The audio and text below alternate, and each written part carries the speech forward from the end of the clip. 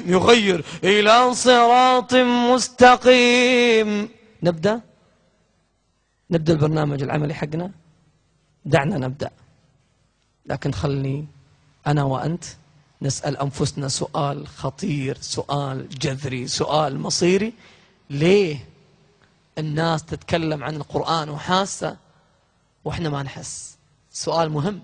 ليه يا جماعة اليوم حتى آخر مسجد صلينا معاه قبل شوي في الصلاة يقرأ الإمام آيات والله لو قيلت لجبل لساخ، آيات زلزل الجبال الراسيات، والعالم جالسة ما تتفاعل. لما جاء وقت القنوت سمعت آمين، سمعت الصياح وتفاعل. سبحان الله. الكلام هذا اللي ذقت طعمه هذا كلام بشر.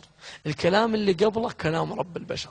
الكلام اللي قبله أعظم من هالكلام بمليون مرة، لكن عشان القلوب مريضة ما صارت، لأن تعودنا نشتكي للبشر فصرنا نعرف كلام البشر بس ما نفهم كلام رب البشر.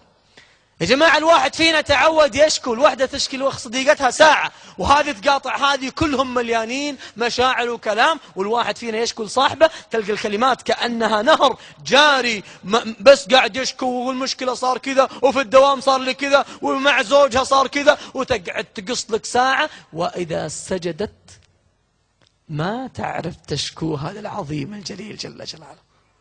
تعودت تشكي للضعفاء، ما تعودت تشكي للعظيم القوي جل جلاله. تعودنا نشكو للفقراء أمثالنا، ما ذقنا طعمها وإحنا نشكو للعظيم الغني جل جلاله.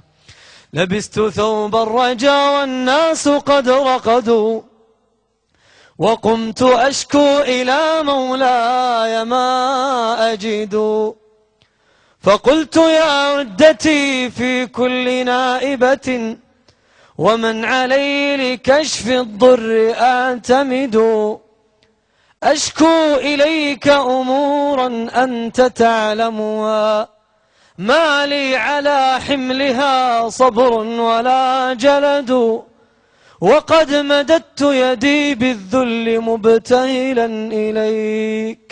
إليك يا خير من مدت إلي يد، فلا تردنها يا رب خائبة، فبحر جودك يروي كل من يرد.